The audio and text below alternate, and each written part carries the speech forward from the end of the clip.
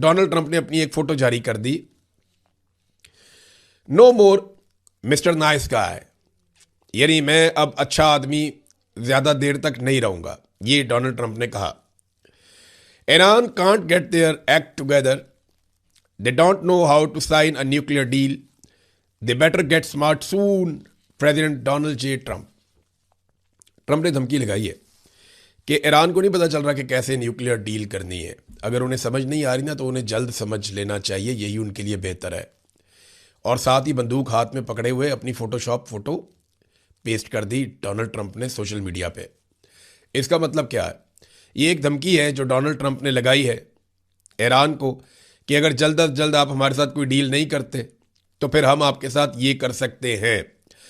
American एजेंसियों ने sir जोड़ लिए हैं इस बात पे कि अगर अमेरिका यकतरफा तौर पे अपनी फतह का ऐलान कर देता है तो इस पे ईरान का रद्द-ए-अमल क्या होगा। यानी अगर अमेरिका अपनी फतह का ऐलान करता है कि जी हमने अपने टारगेट्स अचीव कर लिए हैं किसी एक मौके पर, और फिर अपनी फौजी कुव्वत को कम करता है, तो ईरान की तरफ से रिटेलिएशन आएगी। ये बात अमेरिकन इंटेलिजेंस एजेंसीज डिस्कस कर रही हैं। ईरान को कंट्रोल कैसे करना है इसका उनके पास इस वक्त तक फिलहाल कोई हल नहीं है। उन्हें समझ नहीं आ रही कि जिस मसले में उन्होंने अपने आप को फंसा लिया है इस मसले से निकलना कैसे है। यानी गेम शुरू तो उन्होंने किया, अब गेम को ख़त्म कैसे करना है ये उनसे समझ ही नहीं आ रही। अब इसमें एक जर्मन चांसलर ने स्टेटमेंट दिया। एक दिन पहले डोनाल्ड ट्रंप ने जर्मन चांसलर के बारे में स्टेटमेंट दिया था, वो किसी के बारे में भी सख्त बात कर देते हैं। तो उन्होंने वापस स्टेटमेंट दिया। उन्होंने कहा जी देखिए, मुझे जंग के शुरू से ही ये खदशात थे कि ये जंग शुरू हो जाएगी तो फिर क्या होगा। कह रहे जर्मनी और यूरोप जो है वो सफ़र कर रहा है उन नताइज की वजह से जो पैदा हो गए हैं इस जंग की वजह से। ख़ास तौर पे जो आपने हुर्मुज़ बंद हुई है उसकी वजह से हमें नुकसान हुआ है और ये हमारी एनर्जी सप्लाई को बहुत हद तक मुतासर कर रहा है ये मामला, और हमारी परफॉर्मेंस जो है इकॉनमी में उसके ऊपर ये असरअंदाज हो रहा है। और वो कहते हैं मेरा अभी भी सारा की सारी तवज्जो और कोशिश यही है कि किसी तरह से ये जंग रुक जाए।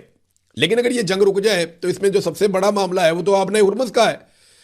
अमेरिका के एक प्रोफेसर हैं और ये अमेरिका और इसराइल के हवाले से खारजी मामलात में, स्ट्रेटेजिक मामलात में इनकी एक्सपर्टीज़ है। इनका नाम है प्रोफेसर जॉन मेयरशामर। इन्होंने एक बयान दिया है टीवी के ऊपर और इनका स्टेटमेंट जो है वो बहुत वायरल हो गया पूरे अमेरिका में और दुनिया भर में। इन्होंने बड़े वसूख के साथ एक बात कही कि ईरान अब कभी आपने हुर्मुज़ का कंट्रोल नहीं छोड़ेगा।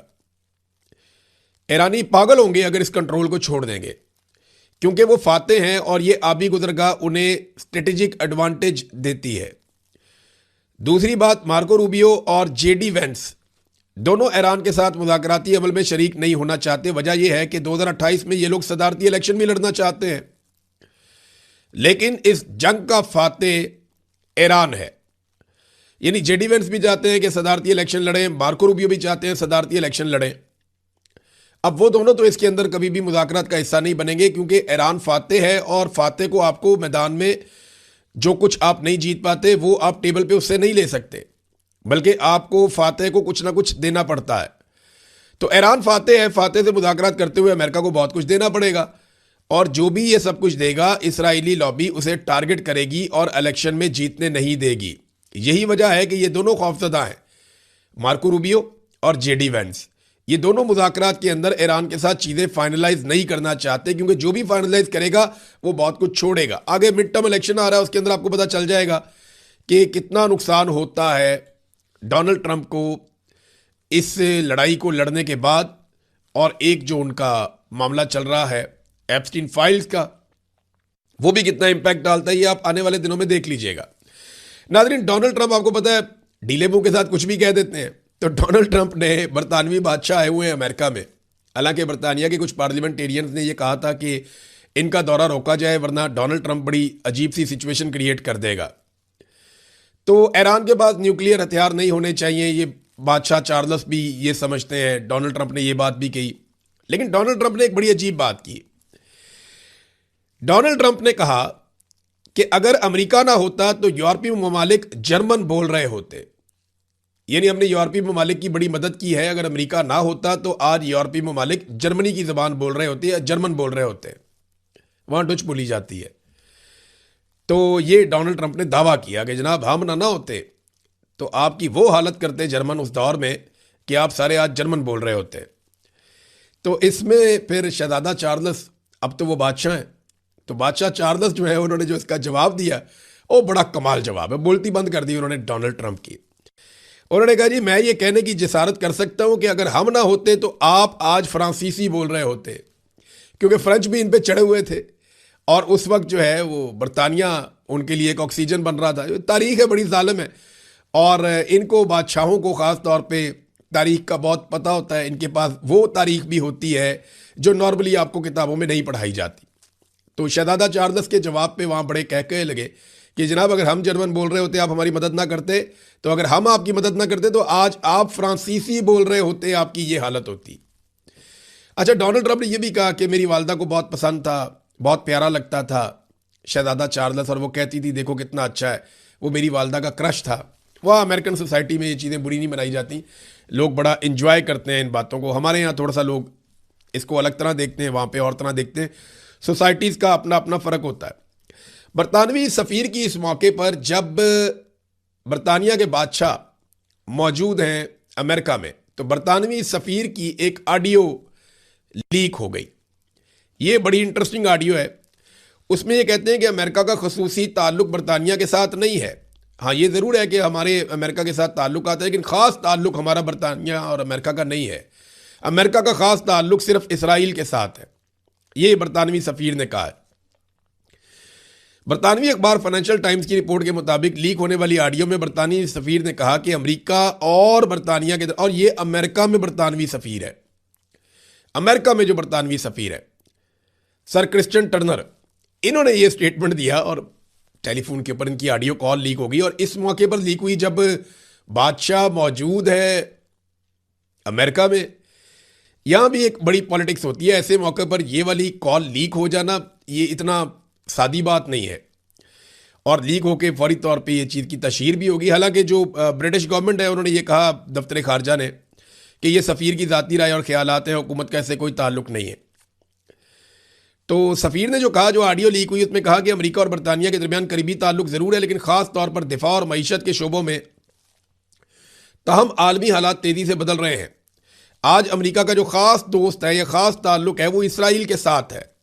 यूरोप अब मुकम्मल तौर पे अमेरिका के सिक्योरिटी निज़ाम पर इन्हिसार नहीं कर सकता। इस वक्त अमेरिका का ख़ास ताल्लुक़ एक ही मुल्क के साथ है और वो मुल्क इसराइल है। तो उन्होंने ये कहा कि मगरबी ममालिक को अपनी ज़रा थोड़ी सी असर नो जायज़ा लेना पड़ेगा। सिक्योरिटी मामलात और दीगर मामलात में अमेरिका पे पहले की तरह इन्हिसार नहीं कर सकते। इस मौके पर इस किस्म की कॉल लीक हो जाना इतना सादा नहीं है। नाज़रीन, शुमाली कोरिया से एक खबर आई है और ये अमेरिकन इसके ऊपर तबसरा भी कर रहे हैं और हैरत का इजहार भी कर रहे हैं, परेशानी का इजहार भी कर रहे हैं कि शुमाली कोरिया बहुत तेज़ी से अपने हथियारों को उस लेवल तक लेकर जा रहा है कि अमेरिका के लिए आइंदा उन्हें रोकना मुमकिन नहीं रहेगा। यानी अमेरिका के लिए एक बहुत बड़ा ख़तरा बनता जा रहा है। अमेरिका का जो सिस्टम है और जिस तरह वो इंटरसेप्ट करता है मिज़ाइलों को, उसमें मिज़ाइल बनाने की रफ्तार कम है और जो मिज़ाइल वो बनाते हैं वो बहुत महंगे हैं और एक हद से ज़्यादा वो तैनात भी नहीं किए जा सकते।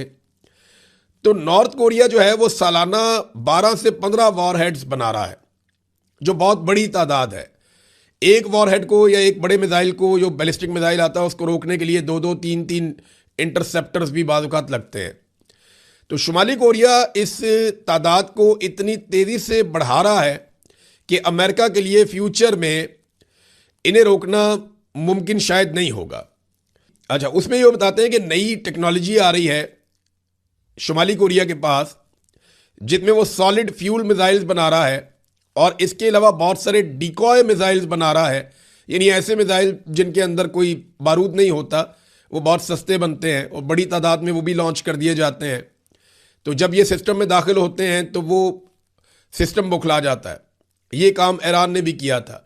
तो कोरिया बहुत बड़े पैमाने पर यह काम कर रहा है। ब्लूमबर्ग ने ये रिपोर्ट दी है कि अब शुमाली कोरिया वो ताकत हासिल कर रहा है कि अमेरिका मुस्तकबिल में शुमाली कोरिया को नहीं रोक पाएगा और शुमाली कोरिया के मिसाइल वो हैं जो दुनिया के किसी भी कोने तक पहुंच सकते हैं।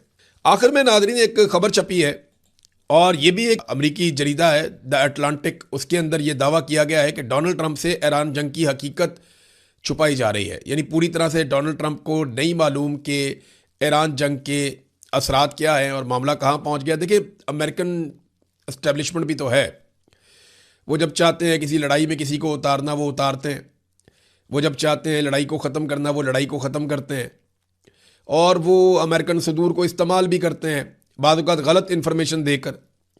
इस पे बार बार जेडी वेंस ने और दीगर लोगों ने पूछा भी कि क्या जो इन्फॉर्मेशन हमें पेंटागन से मिल रही है वो ठीक है या गलत है। तो ये द अटलांटिक का जो दावा है वो दावा कुछ हद तक ठीक है, क्योंकि देखिए इसका जो सियासी खुमियाजा भुगतना पड़ेगा वो पेंटागन को नहीं भुगतना पड़ेगा, वो भुगतना पड़ेगा पॉलिटिकल लीडर डोनाल्ड ट्रंप को या उनकी पॉलिटिकल पार्टी को। तो सारा बोझ तो उन पे आ जाएगा। तो अब ये इस बात का खदशा जाहिर किया जा रहा है कि शायद उनसे मालूमात छुपाई जा रही हैं। अब तक के लिए इतने, अपना ख्याल रखिएगा, अपने इस चैनल का भी। अल्लाह हाफ़िज़।